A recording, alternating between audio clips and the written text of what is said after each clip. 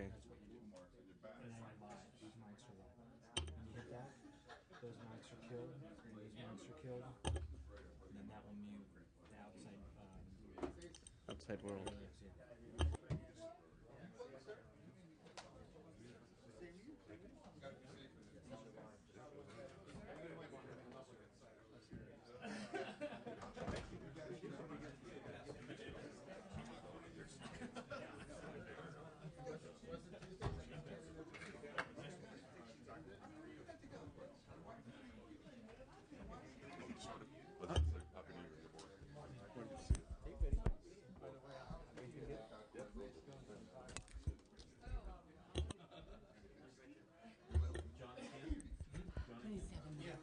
What's that? We need 7 now, 2 members on the phone. We need 7 for quorum? Remind everyone we're televised this past week, so for content, if you want to say it. No, I just play good. I thought I was playing a consolidated, but in my place every week. Yeah, that's all I want. Okay, coordinator Mike. Hey, Mike. No, if you walk while playing golf, you should sweat. Do walk. To the ball on bounds. From your car. You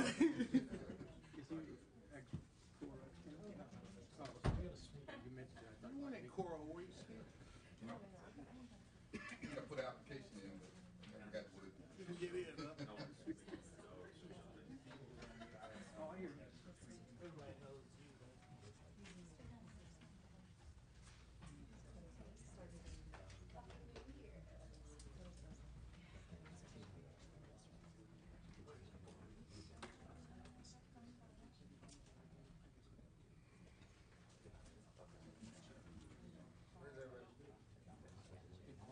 By the time we get them here, we'll have to put it downstairs. Mr. Chairman, crack your webcam up there. Those who's not here. See, it's just the habit for reprocess you get. You know? Just a real sunshine.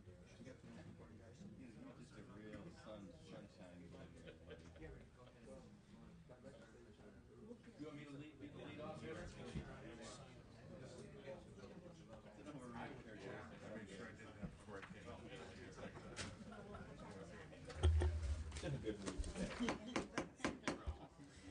Good morning and welcome to 2010. This is our first committee of the year. Before we get started, a couple of announcements. First, we're pleased to have two new members to this committee. We have Steve Bradford and Kurt Hagman, so welcome to the Insurance Committee. Also did want to let the public know, if you already don't, that AB 989 by Assemblymember Block was pulled. So that leaves us with 2 bills that we'll be hearing today. AB 41 by Assemblymember Solorio and AB 516 by Assemblymember Nilo. And then we do have one item, AB 948 by Assemblymember Logue, that is for vote only. We do have a willing and able Assembly member and committee member here that's ready to present item number 2, AB 516. Welcome. Thank you very much. At least, excuse me, willing for sure.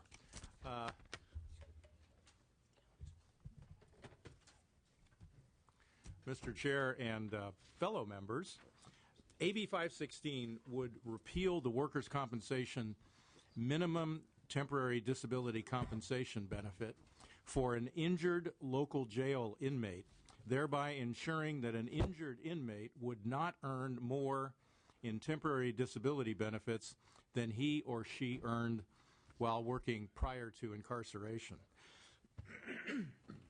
Excuse me for that. Current workers' compensation law allows for compensation to injured inmates based upon what they may have earned on a job prior to incarceration, but with a minimum of $148 per week, which could be more. This allows temporary disability compensation related to activity as a consequence of breaking the law that's an important point, to exceed that which the offender could otherwise earn, sometimes even while being incarcerated, and all at public expense.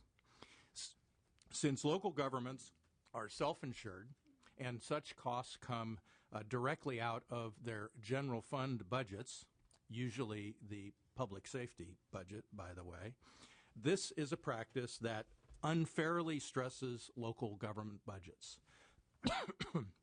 For the county of Placer alone, this is estimated to be $7,000, perhaps more, each year. Now, to us, being numbed by the huge numbers with which we deal, that may seem trivial. But I would point out that local governments right now are struggling arguably even more than we are at the state level with their budgets. So I ask for your aye vote to correct this inequity to local taxpayers. I have with me this morning Devin Bell, Undersheriff of Placer County, and Jack Blyskell with the CSAC Excess Insurance Authority. Thank you very much. Let's hear from the witnesses. Thank you, Mr. Chairman. Nick Warner on behalf of the California State Sheriff's Association. We represent all 58 county sheriffs. We're in strong support of the bill. Frankly, we've been after this change in law for several years. One of the things that we were asked years ago is bring us your massive losses. And I will tell the committee real honestly, we haven't experienced massive loss, but we have experienced loss. And it's a significant loophole, we think, in the law where you can go to jail and get a raise. And quite frankly, we think that's something that needs to be addressed and that loophole closed by the legislature. I'll cede the rest of my time to Undersheriff Bell. We are dry vote. Thank you. Thank you very much. Good morning, Mr. Chair and honorable members of the committee. I'm Devin Bell, Placer County Undersheriff, and I'm coming today before you to speak about a matter of fairness and fiscal prudence, specifically, as you're aware, AB 516. Under current law, workers in California are paid temporary disability benefits when they're unable to work as a result of a work-related injury. The amount of the weekly disability payment is typically determined by multiplying the injured worker's average weekly salary by two-thirds to arrive at the benefit amount.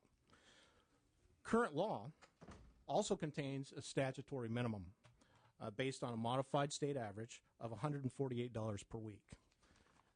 The intent of this minimum is to provide a safety net to part-time, low-wage earners and volunteers who would have unusually low-wage temporary disability payment in the event of an injury. This situation is of particular concern in the case of individuals who are incarcerated in either a city or county jail. I'm going to lay out a couple of very plausible scenarios. Scenario one, an inmate with absolutely no earnings history, unemployed, is sentenced to 2 years in county jail for selling drugs to children. The inmate is placed on a work crew in the jail kitchen where he injures his back and is placed on temporary disability, receiving a benefit of $148 per week. This previously unemployed individual would receive over the 2-year sentence $15,392. This money would come directly, in our case, from our sheriff's budget. Scenario two, a man is arrested for the same charge, but he has a part-time job earning $100 a week. Injured at the jail kitchen, under current law, he would be entitled to the $148 minimum, which in fact would be a raise of $48 per week. The 2-year amount, again, would be $15,392 from our budget. If this disability were calculated consistent with AB 516, the benefit would be 2/3 of that $100, $66. The amount would be $6,932, which saves the county nearly $8,500 over the course of his benefits. I believe this is not consistent with the legislative intent of the law. The majority of California workers are paid the 2/3 weekly average. This bill would stop giving special treatment to some inmates and apply the exact same calculation. Our position is that inmates should not be allowed to benefit at taxpayers' expense by earning more in disability than they did when they were not incarcerated. Taxpayers already provide a safety net while the inmate is incarcerated by providing food, clothing, shelter, medical, dental, vocational training. Additionally, there's no incentive for the injured party to return to work. As we struggle with jail overcrowding, sheriff's offices and probation departments are increasingly using work release and furlough programs to manage our criminal justice population. More inmates in these programs will undoubtedly lead to more temporary disability claims and additional fiscal burdens on the counties. Although the amounts saved by each jurisdiction are not huge, in this time of fiscal contraction, when programs are being slashed and services reduced, the amounts aren't insignificant. As previously stated, we have 10 years of data where we've paid out $70,000, which would be roughly $7,000 a year. Our highest year, we paid out over $29,000. That was in fiscal year 03-04. Placer County Risk Management has determined that 80% of inmate disability claims are made for one of two reasons. The inmates believe they will get a quick payoff by claiming an injury, or they will get released as a result of their injury. Additionally, we have data that suggests 50 to 60% of the inmates that claim an on-the-job injury never follow up after they're released. Our support of AB 516 is not intended to be punitive towards those incarcerated in the system. Our support is based on being reasonable stewards of the taxpayers' dollars and a fair application of the two-thirds standard. We in Placer County, we do care for our inmates.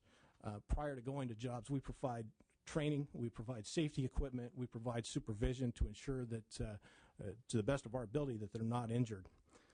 If they are injured, they will continue to receive paid medical and any percentage of a permanent disability at the conclusion of their treatment. They simply would not be entitled to an enhanced benefit, enabling them to make more money on temporary disability than they would make while not in custody. And thank you very much for your attention. Thank you. Anybody else in support of the bill? Yes, Please. thank you. Thank you, Mr. Chair and committee members. My name is Jack Bliscoll, as Assemblyman Nilo mentioned. I'm the Chief Claims Officer for CSAC Excess Insurance Authority.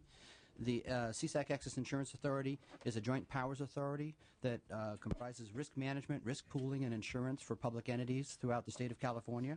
We currently represent 93% of the counties, 60% of the cities, and assorted other special districts.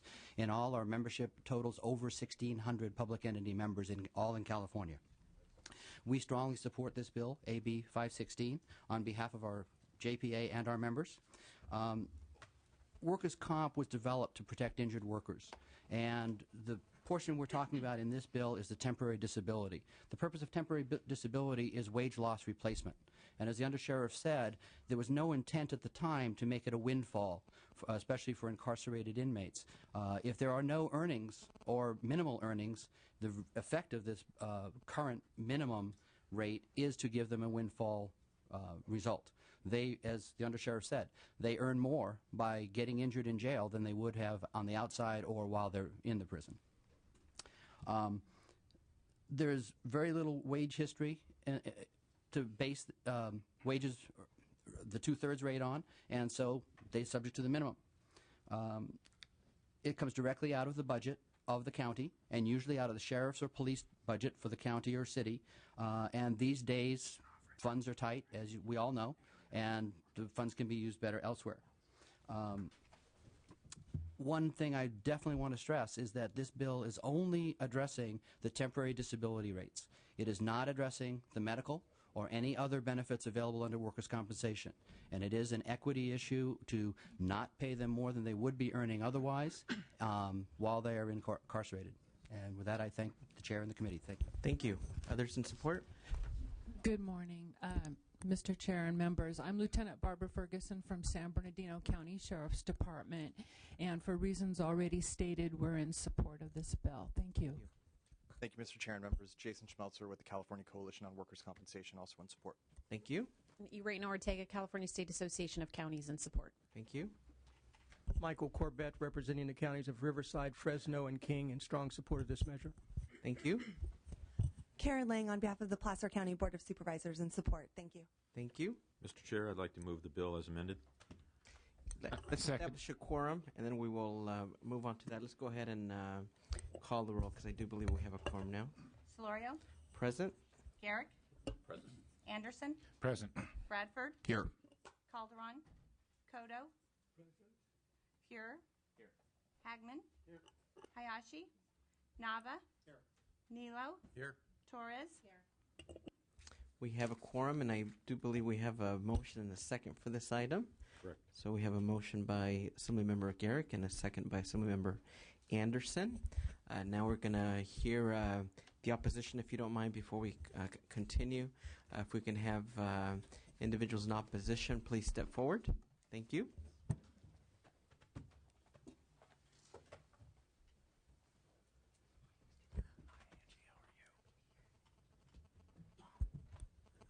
Good morning, Mr. Chair and members. Angie Way on behalf of the California Labor Federation.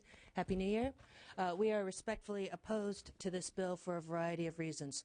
First of all, the legislature has determined that there should be a minimum benefit for any worker who gets injured on the job, by their job, regardless of what the injury is and where the injury occurs. And so we think it's unfair to pick off politically vulnerable populations to repeal their minimum benefit, and creates a slippery slope who's going to be next to have this benefit repealed. Secondly, the workers' comp system is a grandmaster deal. Employers are supposed to be responsible to provide safe workplaces, and if an injury should occur, workers are supposed to be adequately benefited. Adequate is a questionable standard in our current system. In exchange for that deal, workers give up any tort remedy that they have. So when we take away a financial incentive for employers to provide a safe working environment like the minimum temporary disability, we are creating a disincentive to have safe workplaces. So in the example that the gentleman, the sheriff from Placer County cited, a worker working in the back of the house at the restaurant could have a slip and fall. Is there an incentive then or a disincentive for the county to provide the slip-resistant mats or other safety precautions so those injuries don't happen? My understanding is that some of these county inmates do some very dangerous work, whether on the fire lines or digging trenches or even picking up trash on the highways. Are we helping to remove incentives to create those safe work environments for these people who are working? Next, I would say that the first time I encountered this bill was in 2004, and we did hear, frankly, at that time from proponents of the bill that this bill would save in the hundreds of millions of dollars. And we've asked for the data consistently since 2004, and the piece of data that I read in the analysis said $70,000 in savings in Placer County. What I heard in committee today was that was savings acquired over 10 years. So the question is a trade-off. For this amount of savings, do we really want to take away a minimum benefit for any population of workers? And the final thing that we would conclude with is, it could be that some of these folks are going to be eligible for other public assistance programs, whether it's general assistance funded solely by the counties or other health programs funded by the state and county shares. This could be a penny wise. I always mess these up. Penny wise, pound foolish. Pound wise, penny foolish. You got it. I would say I'm an immigrant. For all these reasons, we're opposed to this bill, and we'd ask for your no vote. Thank you. Mr. Chair, members, Doug Kim on behalf of the Applicants Attorneys Association. We also oppose the bill.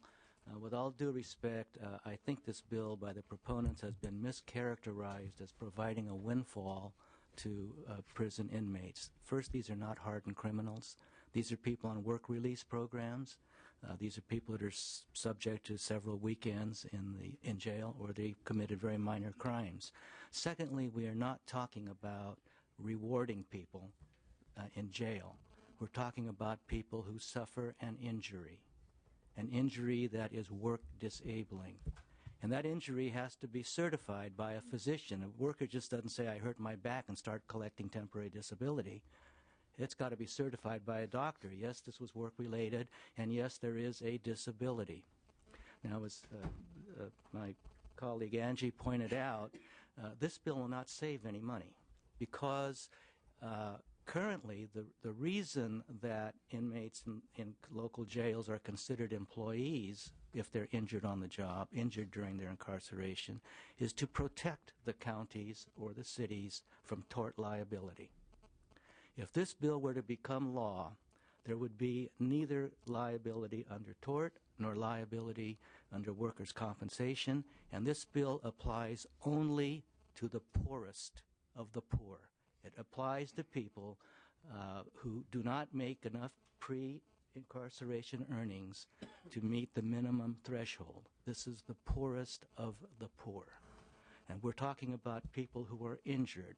So if you take a very poor person and he's picking up cigarette butts on the highway and he gets hit and seriously injured for the rest of his life by a vehicle, a truck or a car, and there was clear negligence on the part of the supervisor because they didn't make sure that there was enough warning so the cars knew there were people ahead working on the side, that person would have no remedy. The example the sheriff gave of somebody earning $15,000 in temporary disability because of a slip and fall in a kitchen does not comport with his representation that he's paid about $7,000 a year max for the last 10 years.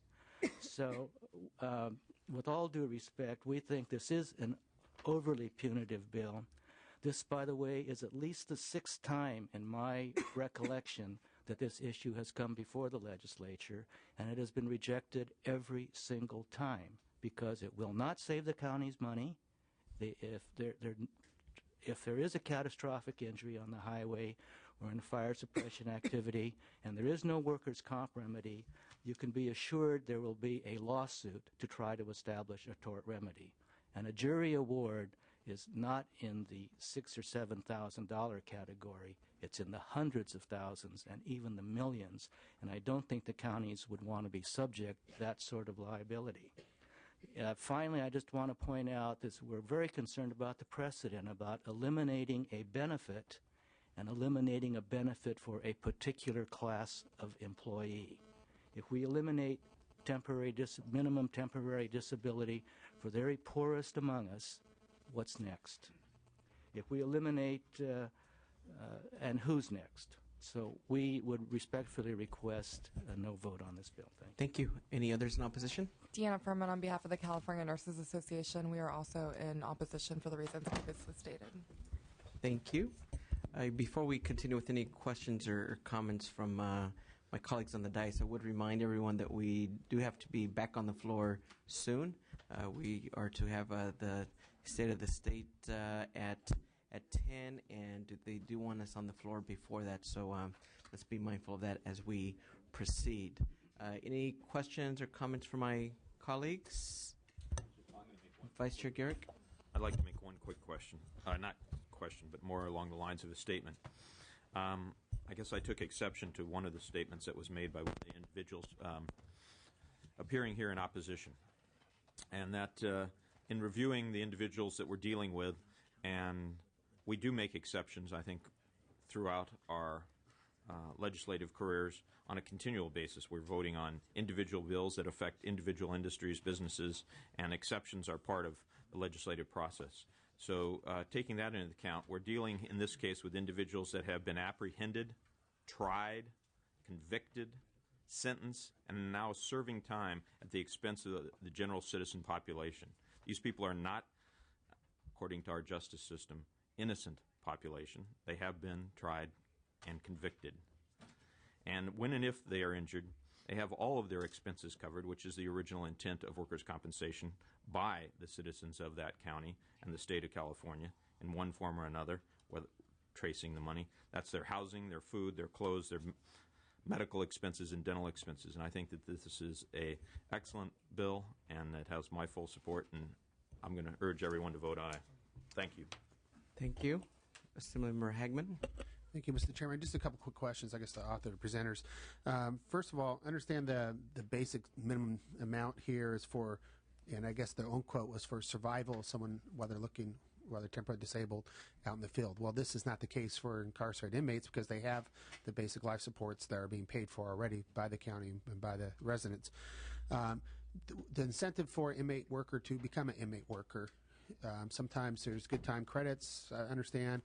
There's vocational training, those type of other benefits they're getting also, not just out of the goodness of the heart they're doing this. They're trying to get ahead. So we are giving them additional benefits on top of their basic life supports when they're doing the inmate working as well, aren't they? Right. And then I guess the last question for the author too, does these reduced benefits when they're out of custody, do they go back to the minimum rate, or if they're still considered disabled at that point, or what happens at that point when they're out of custody? Well, I think it's important to point out that this bill deals with temporary benefits in any case, and the only thing it changes is that the temporary benefit would not be subject to the $148 per week minimum, the amount that it is currently. It has no effect on any permanent disability benefit calculation, but it would affect the temporary disability benefit both while a person is incarcerated as well as if the period is applicable beyond incarceration also. Very good. Assemblymember Fuhr. Thank you, Mr. Chair. I want to understand something. So let's assume that we have an inmate, and by definition, the inmates we're talking about are inmates who aren't in state prison. They're in city or county jails, not in all cases, but in most cases for crimes that are less severe than in state prison, where they'd be incarcerated in a state prison. And we want them to come out and be productive members of society. That's a key goal for us. We haven't been doing a good job of that, but that is our key goal. So someone is on a work release program on the side of a hill trying to get rid of weeds or something next to a freeway, and they fall and they're disabled. Their sentence is due to expire in 3 weeks. They become injured severely enough that they're on temporary disability, and they're not able to work once they leave their incarceration and because of the disability. To what benefits are they entitled immediately upon their release under this bill? Temporary, well, first of all, full medical treatment and rehabilitation. None of that is affected in any fashion. They would be entitled to temporary disability compensation benefits as would be calculated without the minimum guarantee of $148 per week, which is based upon their prior earnings history. If I may? Yeah. Just, briefly, I think it's a really good question. I appreciate you bringing that up. This is just about not being able to make more in the temporary disability benefit than you made in your gainful employment prior to being incarcerated. So if you're talking about a drug dealer, for example, and that's how they made their living, that's not gainful employment. So you're not subject to make more from your injury while you're incarcerated than you made in your gainful employment prior to being incarcerated. It doesn't get rid of the benefit. It just says you can't make more than you made in your job before you were incarcerated. Or if you're an unemployed person who is incarcerated, having been convicted of petty theft during the time of your unemployment, you then would have had no prior work history that would have given you any meaningful benefit under this bill, and upon your release, you would also get almost nothing, right? I mean, it's easy to see. Here's the thing. We've worked very closely together on a lot of law enforcement stuff, and it's easy to think of a population that's kind of, this is easy pickings, this population, especially if you characterize the folks in the way you just did. The question is, how do we take a step back from the emotion of that and objectively deal with our goal of having people become immediately productive upon their release, not wanting them to draw on other public benefit resources that could cost more. And my last question is that, upon release, if they're injured while they're working, are such folks not eligible for public benefits for which they would not qualify were they to be easily employable upon their release? In other words, we're going to save some money in this regard, but pretty soon we're going to kick in other revenue from the public fisc to help support these folks that we wouldn't otherwise have to if we hadn't diminished this benefit during the time of their incarceration after they were injured on a job. Mr. Fiordi, that gets to a very interesting point with regard to this debate, and that is that workers' compensation is a compensatory system. That is to say, it's intended to compensate for losses as a result of injury on the job.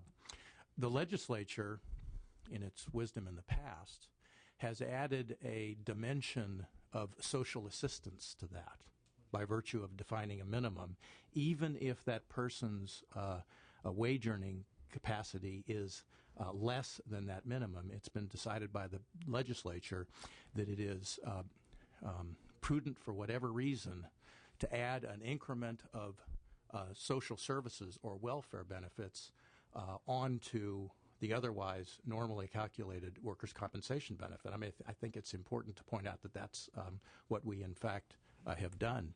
And what we're suggesting here is that if the injury is by virtue of activity, employment or otherwise, that is as a result of breaking the law, whether it's serious or not serious, but as a result of breaking the law, that the suggestion here is that perhaps that social services increment doesn't apply. And I think that perhaps what we're doing is mixing public services, as the legislature and others have defined. You're raising issues of rehabilitation of prisoners as well as social assistance that might be otherwise eligible, and suggesting that the workers' compensation system should subsidize that.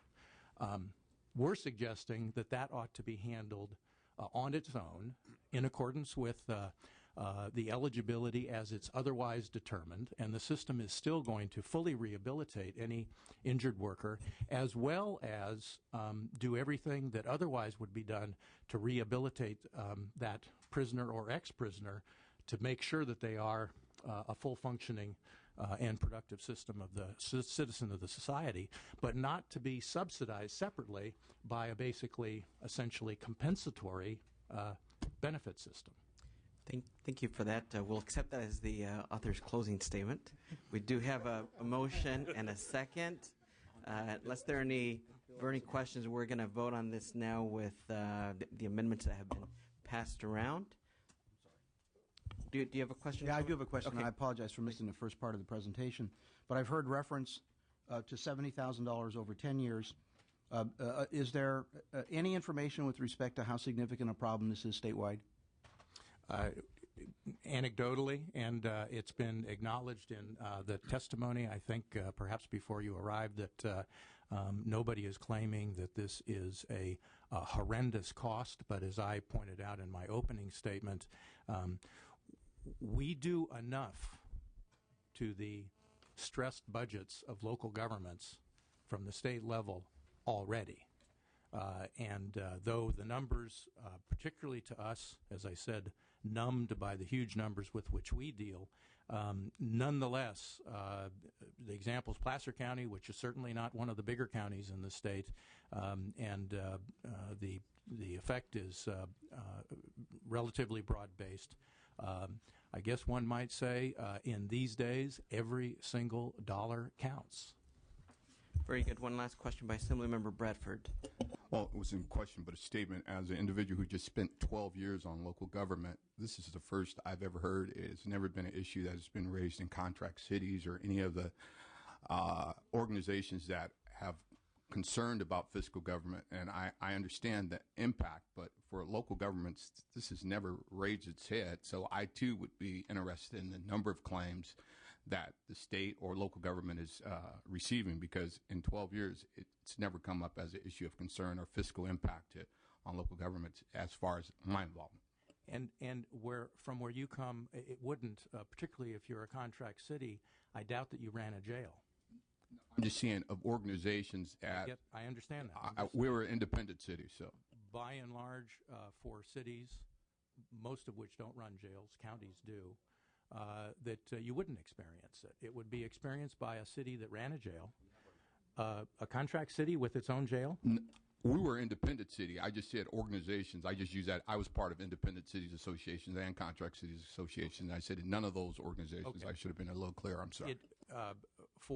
And you'll notice the League of Cities isn't here, but most jails are run by counties, and that's why it's more of an issue for counties. Very good. With that, we do have a motion. A second. Let's call the roll. Solorio? Aye. Solorio, aye. Garrick? Aye. Garrick, aye. Anderson? Aye. Anderson, aye. Bradford? No. Bradford, no. Calderon? Kodo? No. Kodo, no. Fuhr? No. Fuhr, no. Hagman? Aye. Hagman, aye.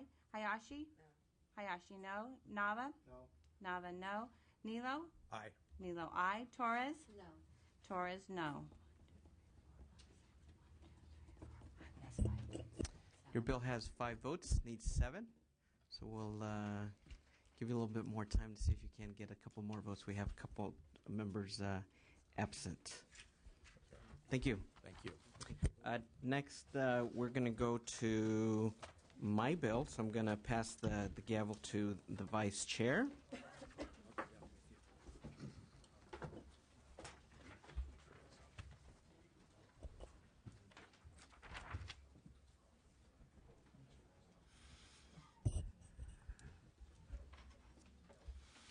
might want to start by saying this is a great bill. It's always an excellent open. This is a great bill that in the past Assemblymember Cotto had the fond admiration for. I'll be very brief. As the analysis states, this extends a current sunset date to January 1st, 2015 on the requirement that insurers biannually provide to the insurance commissioner information on community development investments that they already make. It would also require a new thing for major California insurers to develop and file with the insurance commissioner any policy statement regarding community development investment. With that, I do ask for your support. We do have two supporters that aren't here, but I do want to mention that the Green Line Institute and the Consumers Union are in support, and currently there is no known opposition. I ask for your aye vote. I actually wasn't kidding when I said move the bill. Okay, we have a motion. Do we have a second? We have a motion by Mr. Fuhrer and a second by Mr. Cotto. Anyone here in opposition, please come forward. I believe we have at least one individual coming forward. Chairman Emeritus. Good to see you. I'm not in opposition, just technical comments. Ted Angelo with the Association of California Life and Health Insurance Companies. I want to thank the chairman and staff for working on this bill. As he mentioned, many of our initial concerns with this proposal were addressed in amendments that were taken last year. We have overarching concerns with the economic climate that is very serious, and we have investment standards and solvency standards that must be met with our state regulator, the insurance commissioner, and the NAIC, the National Association of Insurance Commissioners. We think many of the amendments address those concerns. We have a fiduciary duty to pay policyholder claims, and because of these technical amendments that were incorporated, and I didn't hear if the amendment. Yeah, we are pursuant to the committee analysis in comment for we are going to amend the bill to accommodate your concerns. Okay, my because I didn't hear that in your opening. As introduced, that the definition of policy statement was intended to not have to put forward specific quantitative measures, and we think that addresses one of our last remaining concerns. So we have a neutral position on the bill, and we want to thank, again, the author, former chairman, for his work on this bill, and the staff for the hard work on this bill. Thank you. The former chair cleaned up this bill for me, so I appreciate his involvement. Thank you for your comments and clarification on that. The bill stands as amended, I believe. Is that correct, Mr. Chair? Good. Members, comments, please. Okay. With that, I'm going to call the roll, please. Solorio? Aye. Solorio, aye. Garrick? No.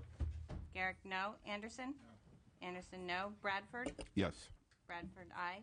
Calderon? Cotto? Aye. Cotto, aye. Fuhrer? Fuhrer, aye. Hagman? No. Hagman, no. Hayashi? Aye. Hayashi, aye. Nava? Aye. Nava, aye. Nilo? No. Nilo, no. Torres? Aye. Torres, aye. It has 7 votes. The vote has 7, the bill has 7 votes. It is out. Mr. Chair, would you like to resume your leadership of the committee? My chairmanship. Members, we have one last item that is a vote only. We have heard this item before, but we will take a motion in a second on this bill. Again, it's vote only, no presentation. Do we have a motion? We have a motion by Vice Chair Garrick and a second by Assemblymember Anderson. And again, it's just vote only. Let's call the roll. Solorio? No. Solorio, no. Garrick? Aye. Garrick, aye. Anderson? Anderson, aye. Bradford? No. Bradford, no. Calderon? Cotto? No. Cotto, no. Fuhrer? Fuhrer, no. Hagman? Hagman, aye. Hayashi? No. Hayashi, no. Nava? Nava, no. Nilo? Aye. Nilo, aye. Torres? No. Torres, no. 7 no's. This bill fails. We will continue forward to the floor. State of the state, we are adjourning the meeting.